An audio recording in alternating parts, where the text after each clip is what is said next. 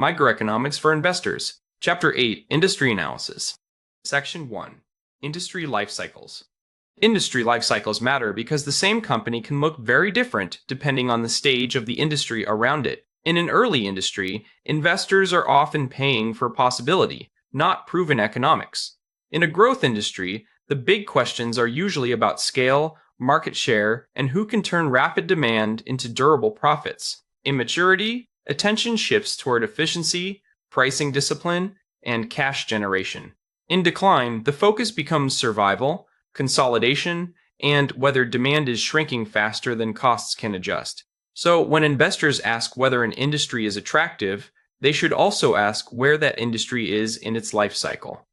Most industries move through 4 broad stages: introduction, growth, maturity, and decline. Introduction is the earliest phase, when the product is still new, demand is uncertain, and business models are not yet proven. Growth begins when adoption starts to accelerate and firms see a real opportunity to expand. Maturity arrives when the market becomes more saturated, growth slows, and competition tends to settle into a more established structure. Decline happens when demand begins to contract, often because of substitution, changing preferences, or technological change. Real industries do not always move neatly or on the same schedule, but this 4-stage pattern is still a very useful starting framework. In the introduction stage, the central question is whether a real market exists at all. Companies may have interesting products, but customers still need to be educated, persuaded, and sometimes even discovered. Revenue is often low or inconsistent because adoption has not yet become broad or predictable. At the same time, spending is usually heavy, especially on research, product development, and marketing. That combination means profits are often weak or negative, and many firms fail before the market is proven. For investors, this stage offers the biggest upside if the idea works, but it also comes with the highest uncertainty. Once demand is validated, the industry can enter the growth stage, and the focus shifts from proving the concept to scaling it. Revenue often rises quickly because more customers are adopting the product and usage is becoming more mainstream. New competitors are attracted by the opportunity, so the market becomes more crowded even while it is still expanding.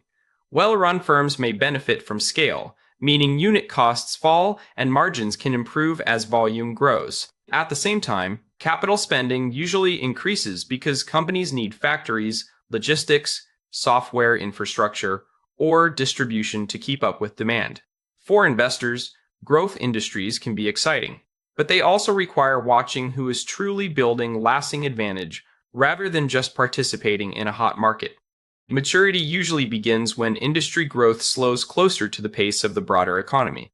By this stage, most potential customers already know the product, and many who want it already have access to it. That means competitive advantage often depends less on expansion and more on efficiency, cost control, and steady cash flow. Mature industries can still be attractive, especially when strong incumbents return cash through dividends or buybacks. Decline is different, because total demand starts falling and firms often cut investment rather than expand it. As demand weakens, weaker players may exit and consolidation becomes more common. An investor looking at a late-stage industry should pay close attention to whether the business is stabilizing in maturity or sliding into a real decline. Identifying an industry stage works best when you combine several signals rather than relying on one headline number. A useful first check is industry growth relative to GDP, because growth far above GDP often points to expansion, while growth near GDP may suggest maturity. You should also study entry and exit patterns, since lots of new entrants often fit growth, while exits and consolidation are more common in decline.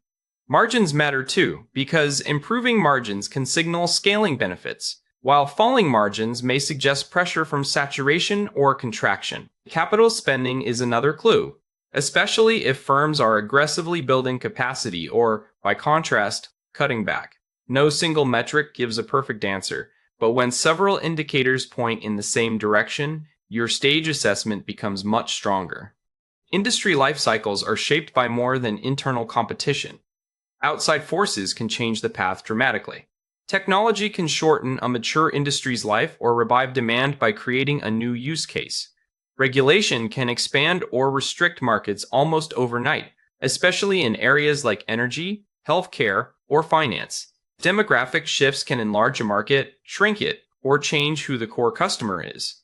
Consumer tastes and input costs also matter, because a change in preferences or a sustained increase in costs can alter profitability even without a major change in demand. This is why life cycle analysis should never be treated as a rigid template. Industries evolve in response to both their own structure and the wider environment around them. A helpful example is the difference between traditional autos and EV batteries. U.S. autos as a broad industry show many signs of late maturity. Demand is large and important, but long-term sales growth tends to be closer to GDP than to a high-growth sector. The market is also dominated by large incumbents with established brands, manufacturing scale, and distribution networks. EV batteries, however, look more like a growth industry, with heavy investment, expanding capacity, and faster demand growth as electrification spreads. So within the same mobility ecosystem, related industries can sit in very different places in the life cycle. That matters for investors because a mature automaker and a battery supplier may face very different economics, risks, and valuation frameworks. Broad labels are often less useful than precise industry definitions. One common mistake is treating all sub-industries as if they share the same life cycle. They often do not, and even closely related markets can differ sharply in growth, margins, and competitive intensity. Another mistake is confusing company growth with industry growth, because a strong firm can take share in a flat market and appear to be in a growth industry when it is not. Revenue alone can also mislead if you ignore margins, capital needs, or changes in rivalry. Geography matters as well, since an industry may be mature in one region but still growing rapidly in another. The life cycle framework is valuable because it organizes thinking, but it should guide judgment rather than replace it.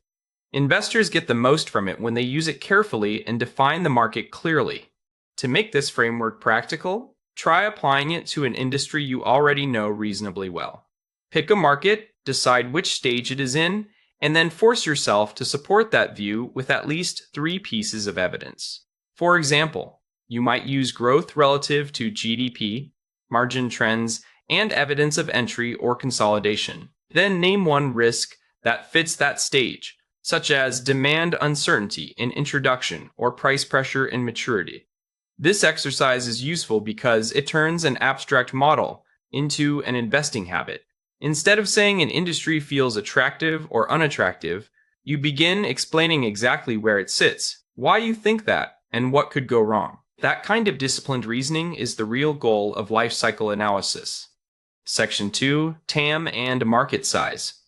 Market size matters because it helps investors judge how much room a business has to grow before it runs into natural limits. At the broadest level, TAM asks how big the total opportunity could be if every relevant customer adopted the product. That gives you an outer boundary of demand, which is useful when thinking about long-term growth potential. But a large market by itself does not guarantee an attractive investment, because some big markets are hard to reach or structurally unprofitable. A company may operate in a huge space and still struggle with weak margins, intense competition, or poor distribution. So market size is best treated as a starting point, not a conclusion. The more important question is whether the opportunity is both reachable and economically attractive. Investors often break market size into TAM, SAM, and SOM to move from theory to reality. TAM, or total addressable market, is the full market opportunity if every possible customer who could use the product did so. SAM, or serviceable available market, narrows that down to the portion the company can actually target based on geography, customer type, product fit, or channel.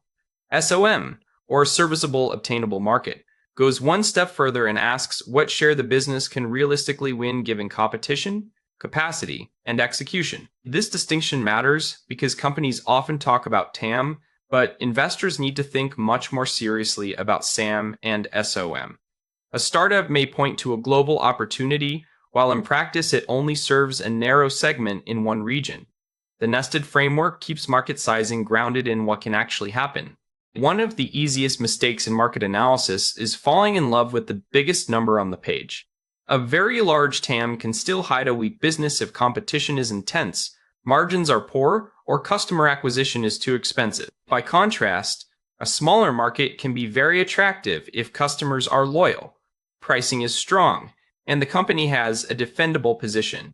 In other words, investors should care about more than size alone. Reachability matters because some demand is technically real, but commercially inaccessible. Profitability matters because not all demand creates value for shareholders.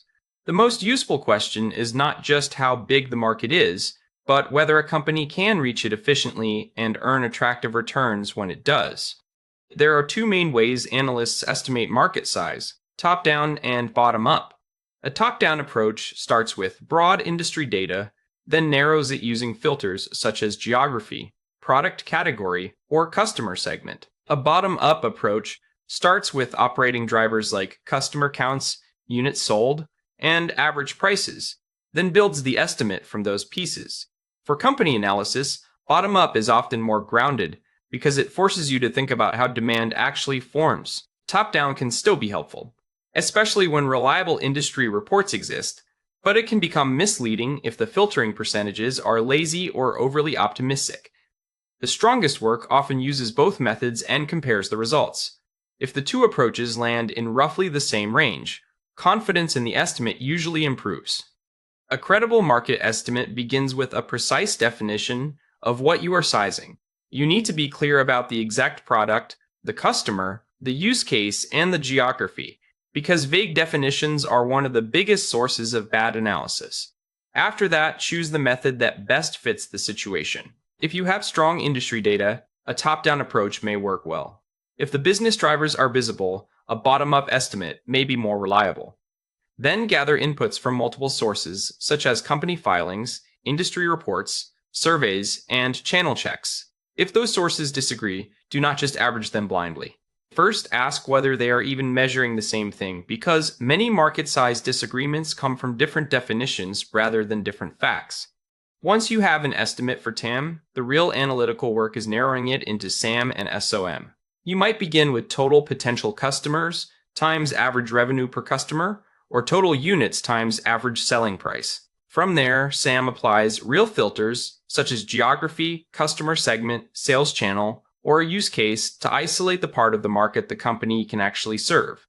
SAM then adds the hardest constraints: competition, brand awareness, sales capacity, time horizon, and operational limits. This is where many exaggerated investor presentations break down, because they jump from a large TAM to an arbitrary future share without explaining how it will be won. A realistic auction should come from business logic, not just wishful percentages. The goal is not to tell the biggest possible story, but to estimate a believable one. Every market size estimate depends on assumptions, which means it should be tested rather than treated as precise. Sensitivity analysis helps by showing how the result changes when you vary key inputs such as customer counts, adoption rates, or pricing.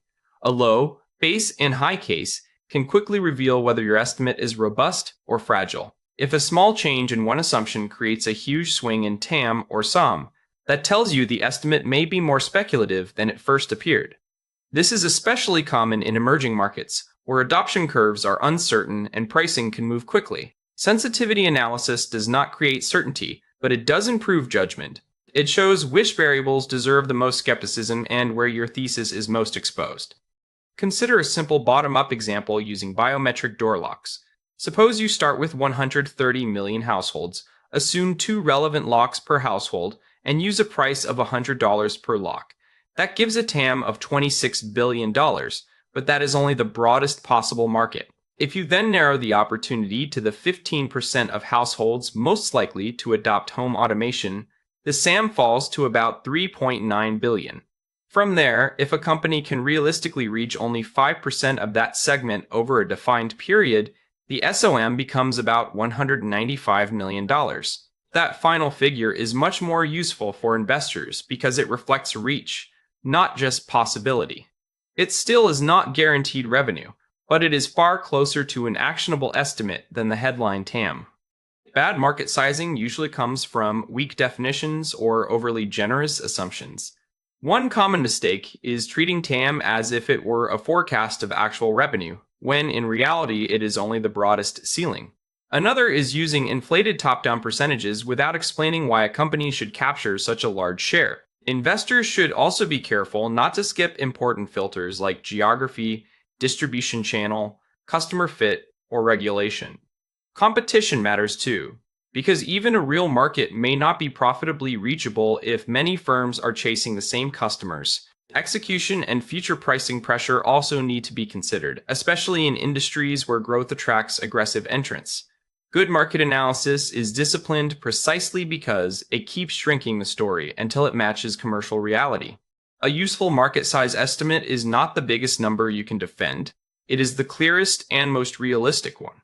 Start by stating TAM in units or dollars so the scope is explicit. Then narrow that into SAM using clear filters tied to product fit, geography, and customer type. After that, estimate SOM using real-world constraints such as competition, capacity, channel access, and time. Finally, compare your result with outside sources, not to outsource your thinking, but to understand whether your estimate is broadly reasonable. If your number is very different, investigate why rather than simply choosing the larger figure. A strong estimate gives investors a practical tool for judging growth potential, not just an impressive slide in a pitch deck. Section 3. Cyclical industries. A cyclical industry is one whose demand rises and falls with the broader economy. When growth is strong, employment is healthy, and confidence is high, customers tend to spend more and businesses tend to invest more. In a slowdown or recession, that pattern usually reverses. As a result, sales, profits, and stock prices in cyclical industries can swing much more than those in steadier sectors. This is why company execution alone rarely explains the full story in these businesses. External forces such as GDP growth, interest rates, credit conditions, and business sentiment often play a major role. To analyze a cyclical industry well, you have to understand the economic backdrop, not just the company's latest earnings report. Cyclical earnings often move much more sharply than the economy because profits can be highly sensitive to modest changes in demand. Consumers frequently delay large discretionary purchases like cars, appliances, or vacations when they feel uncertain. Businesses do something similar by cutting capital spending and postponing equipment orders in weaker periods. That means revenue can drop quickly, especially in industries tied to confidence or financing conditions. If the company also has high fixed costs such as factories, leases, or core labor, profits can fall much faster than sales. This is the logic of operating leverage. When revenue declines but much of the cost base stays in place, margins get squeezed hard. The same mechanism works in reverse during recovery, which is why cyclical earnings can rebound so sharply after downturns. Several industries are known for being especially cyclical because their demand depends heavily on confidence, credit, and investment activity. Automotive is a classic example, since cars are expensive purchases that households can delay. Construction and housing are also cyclical because affordability, mortgage rates, and employment conditions strongly influence demand. Airlines and hospitality tend to swing with business travel, leisure spending, and consumer confidence. Heavy machinery and capital goods follow business investment, so orders often rise in expansions and weaken in slowdowns. Basic materials such as steel or chemicals are cyclical as well because they are tied to manufacturing and construction activity. These industries are not random or unstable by nature. They are simply more exposed to the ups and downs of the business cycle. It helps to compare cyclical industries with defensive ones. In cyclical sectors, demand falls noticeably when the economy weakens because customers can delay or reduce spending. In defensive sectors, demand tends to remain steadier because the products are more essential to daily life. Utilities, consumer staples, and some areas of healthcare often hold up better during recessions for that reason. The key distinction is not that defensive sectors are safe and cyclical sectors are dangerous. It is that demand stability differs. That difference shapes revenue volatility, earnings behavior, and often stock price performance across the cycle. A practical way to analyze a cyclical industry is to start at the macro level and work inward. First, identify the phase of the business cycle, because demand will usually behave differently in expansion, slowdown, recession, and recovery. Then, link the industry to its main economic drivers, such as housing starts, auto loans, commodity prices, or corporate investment budgets. After that, look closely at cost structure and operating leverage to see how sensitive profits are likely to be if revenue changes. This step is critical because two firms in the same industry can have very different earnings volatility depending on their fixed costs and flexibility. Valuation also needs special care in cyclical sectors since recent earnings may be unusually high or unusually depressed. Good cyclical analysis always asks where we are in the cycle, what drives demand, and how strongly profits will react. Because cyclical earnings often turn late, investors frequently watch leading indicators for earlier clues. Consumer confidence can signal whether households are likely to keep spending on big discretionary purchases. New orders for durable goods can reveal whether business demand is strengthening or weakening before revenues show it. Housing starts and building permits are especially useful for construction, materials, and home-related industries. Capacity utilization and inventory trends can also tell you whether demand is tightening supply or whether the system is becoming oversupplied. Manufacturing activity measures, such as purchasing manager surveys, often provide an early read on industrial momentum. None of these indicators is perfect on its own, but together they can give investors a much earlier sense of where cyclical demand may be heading. Valuation can be especially deceptive in cyclical industries because current earnings often are not normal earnings. In a recession, profits may be depressed, which can make a stock look expensive on a trailing PE basis, even if the business is near a cyclical low. At the opposite extreme, peak earnings can make the same stock look cheap right before conditions weaken. That is why a low PE ratio in a cyclical business should never be taken at face value. Investors need to think in terms of normalized earnings, meaning profits averaged across a more representative part of the cycle. This gives a better sense of true earning power and avoids anchoring on unusually high or low results. In cyclical sectors, valuation without cycle awareness can be badly misleading. The auto industry provides a clear example of why small demand changes can create large profit swings. U.S. vehicle sales were about 17 million in 2019, then fell to roughly 14.5 million in 2020, a decline of around 15%. That drop in unit demand was meaningful, but the effect on profits was much more dramatic. Ford moved from a small profit to a substantial loss, showing how high fixed costs can magnify a downturn. Then, as sales recovered to about 15 million in 2021, profits rebounded sharply. The lesson is that cyclical industries often do not move proportionally. A moderate change in demand can translate into a very large change in earnings, because capacity, labor, and other fixed costs do not adjust instantly. Steel is another useful industry for reading the cycle because demand and utilization often move together. If demand fell almost 19% from 2019 to 2020, that strongly suggests 2020 was the contraction year in this sequence. The rebound of more than 21% from 2020 to 2021 then points to recovery, but utilization adds another layer of insight because it helps explain pricing power and margin potential. A year like 2018, with utilization around 80%, likely reflected tighter supply conditions and stronger pricing power than a weaker demand year. Higher utilization usually means fixed assets are better absorbed and producers have more room to defend margins. So when you read a cyclical industry, do not just track volume. Also watch how fully the industry is using its capacity. Cyclical investing can be rewarding, but several mistakes show up again and again. One is relying too heavily on a low PE ratio, which may simply reflect temporarily high earnings near the top of the cycle. Another is assuming all firms in a cyclical industry have the same sensitivity, when in fact cost structure, product mix, and balance sheet strength can create major differences. Interest rates also deserve close attention because they can materially change demand in industries like autos, housing, and capital goods. Investors should also separate temporary weakness from structural decline, since a cyclical downturn is very different from a business being permanently displaced. Finally, position size and downside planning matter because cycle timing is hard. Good cyclical investing is not just about finding upside. It is about surviving the parts of the cycle you did not predict perfectly. Section 4. Defensive sectors. A defensive sector is one whose demand tends to hold up better when economic growth slows. People may postpone vacations, new cars, or home upgrades in a recession, but they still need electricity, groceries, and many healthcare services. Because demand is steadier, sales and earnings in these sectors often fluctuate less than in cyclical industries. That does not mean they are immune to economic pressure, only that they are usually less exposed to it. For investors, defensive sectors can play an important portfolio role by helping stabilize results when riskier parts of the market are under stress. Their value comes less from explosive growth and more from resilience. In difficult environments, resilience can be very valuable. The main economic reason defensive demand holds up is that many of these products are necessities. When household budgets come under pressure, people usually cut discretionary spending first, not essential spending.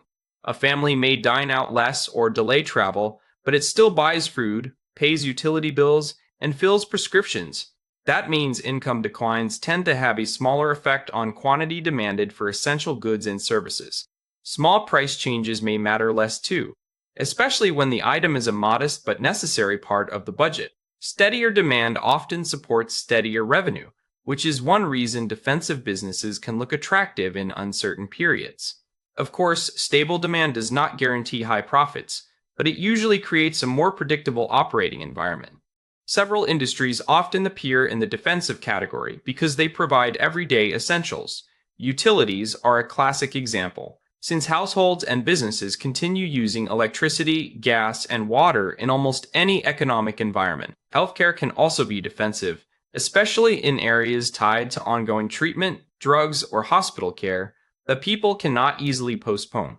Consumer staples, such as food, cleaning products, and household basics, tend to remain in demand even during recessions. Telecommunications can be defensive in some markets as well, particularly where mobile and internet access behave more like necessities than optional services. Still, sector labels are only shortcuts. A company should be judged on its actual demand characteristics, not just the category it is placed in. Defensive and cyclical sectors usually perform differently across the business cycle because customer spending behavior changes. During expansions, cyclical sectors often lead because consumers and businesses feel confident enough to spend on discretionary items and investment projects. Late in the cycle, investors may begin shifting toward defensive sectors if they expect growth to slow. In recessions, defensives often outperform on a relative basis because their earnings typically fall less. Then, in recovery, cyclicals may rebound faster as demand returns and operating leverage works in their favor. This pattern is not a fixed rule for every period, but it is a useful tendency to understand. It reminds investors that sector behavior often depends as much on the economic environment as on the company itself. Investors often use defensive stocks for portfolio balance rather than for maximum upside. Because the underlying businesses tend to have steadier cash flows, defensive stocks can reduce overall portfolio volatility. They may also limit drawdowns in difficult markets, which matters more than many investors realize. A portfolio that falls less in bad periods needs less recovery just to get back to even.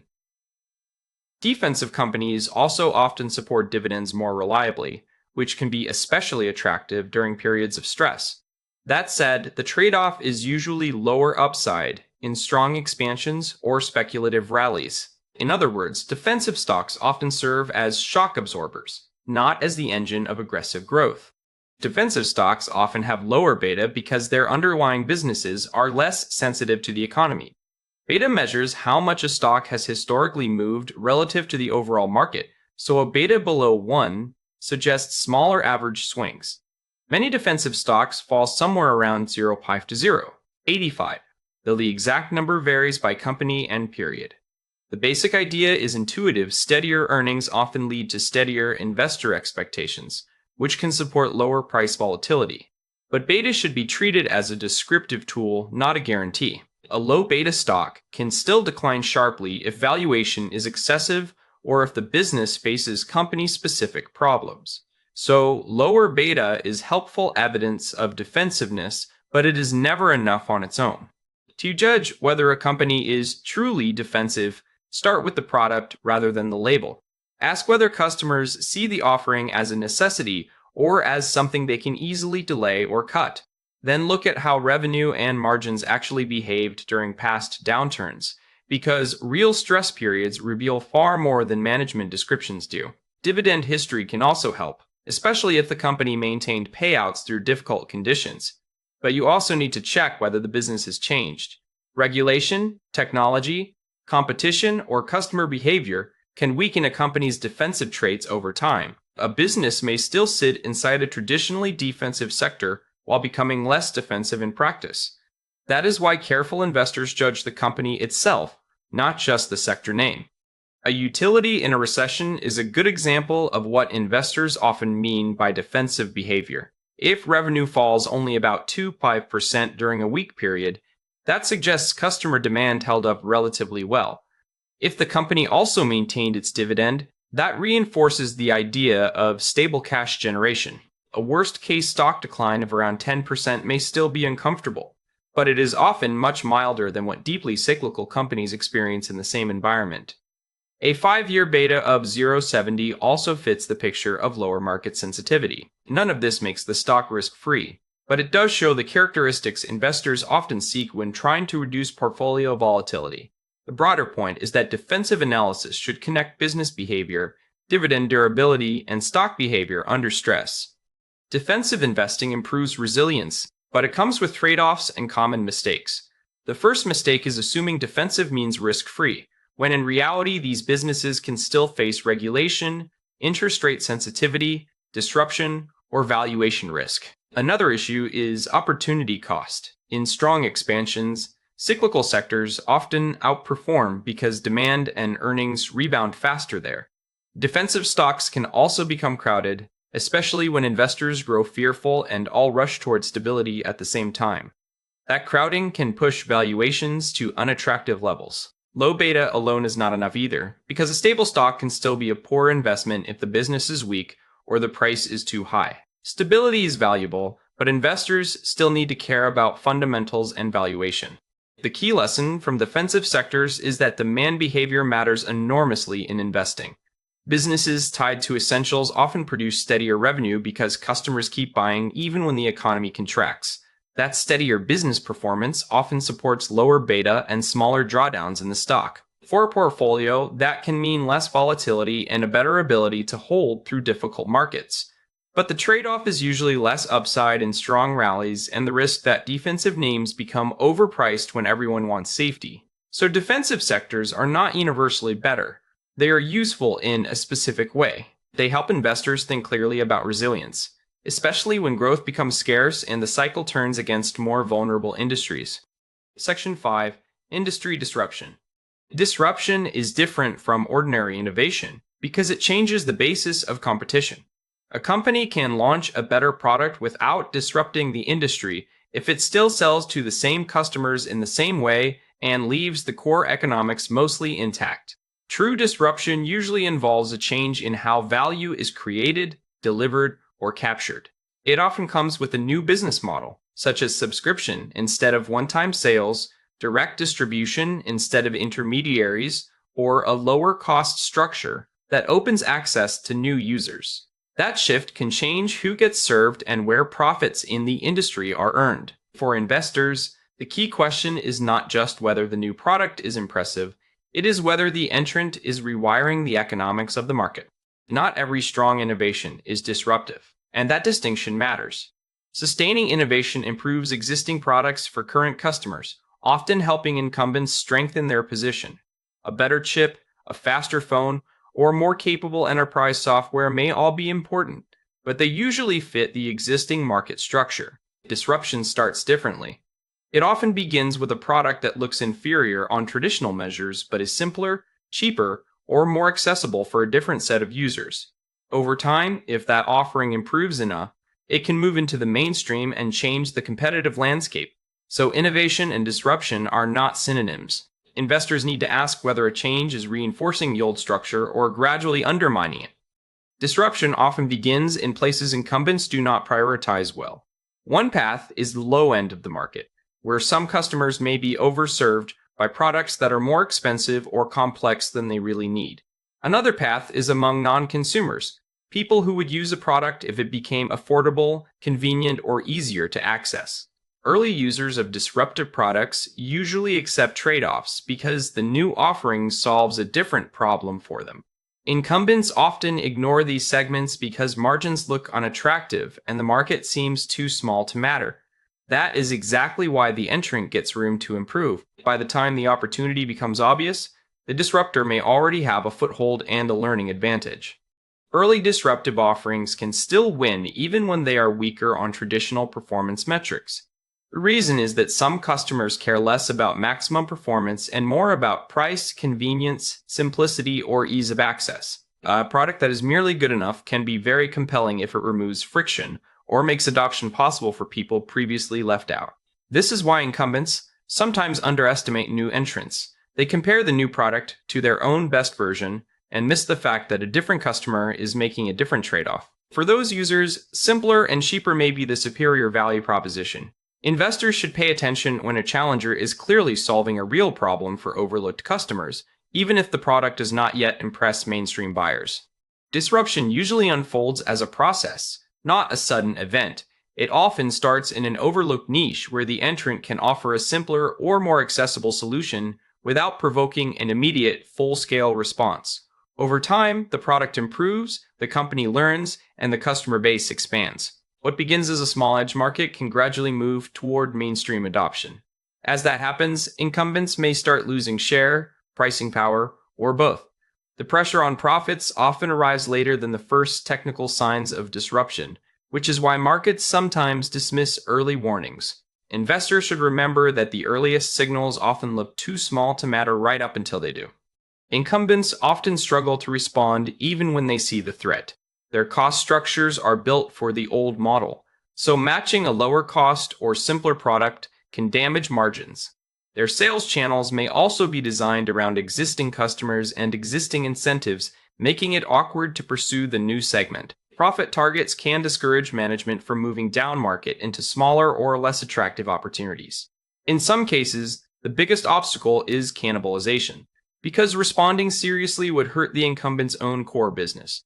That creates hesitation, which gives the entrant more time to improve. So disruption is not just about the challenger being clever. It is also about the established firm being structurally constrained in how it can react. For investors, disruption matters because it can slowly alter the financial profile of an industry. Market share may begin shifting gradually, almost invisibly at first, as the new entrant gains traction in small segments. Over time, that can weaken incumbent pricing power, especially if the challenger expands with a lower cost model. Profitability may then come under pressure even before the incumbent loses a large amount of volume. This is why early disruption risks are easy to dismiss. The first effects rarely look dramatic in headline numbers, but the key signal is whether adoption is improving enough to change future returns on capital. Investors who wait for the damage to become obvious may discover that the industry economics have already started to shift. Heat pumps versus gas heating is a useful example of how disruption can begin at the edge. Imagine a startup focusing first on renters, smaller homes, or milder climates where performance demands are lower and ease of installation matters more. In those segments, heat pumps may win not because they are best on every metric, but because they are cheaper to install and easier to adopt. As efficiency improves and policy incentives increase, the product becomes attractive to a broader set of customers. That allows the entrant to move from a niche solution toward a mainstream alternative. At that point, the threat is no longer just to individual gas heating products, but to the economics of the broader system, including pipeline-related demand. The pattern is classic disruption. Overlooked segment first, improvement over time, then pressure on incumbent economics. It is also important to remember that many disruptors fail.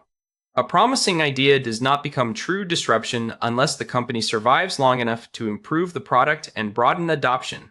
Scaling is often difficult because operations, service quality, and cost discipline become more demanding as volume grows.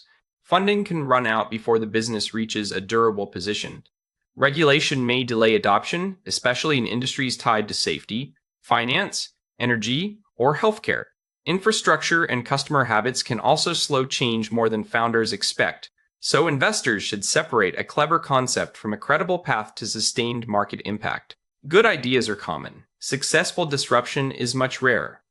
A simple test for disruption is to ask 4 questions in sequence. First, does the new product target underserved users low-end customers or non-consumers, rather than attacking the incumbent's strongest segment directly? Second, does it win on access, simplicity, convenience, or cost, rather than on traditional premium performance? Third, can it improve over time enough to serve mainstream needs? And fourth, if that happens, could the industry's profit pools shift in a meaningful way? If the answer to all four is yes, you may be looking at genuine disruptive potential. If not, the innovation may still matter, but it is less likely to reshape the industry. For investors, that distinction helps separate exciting technology stories from changes that can truly alter long-term economics.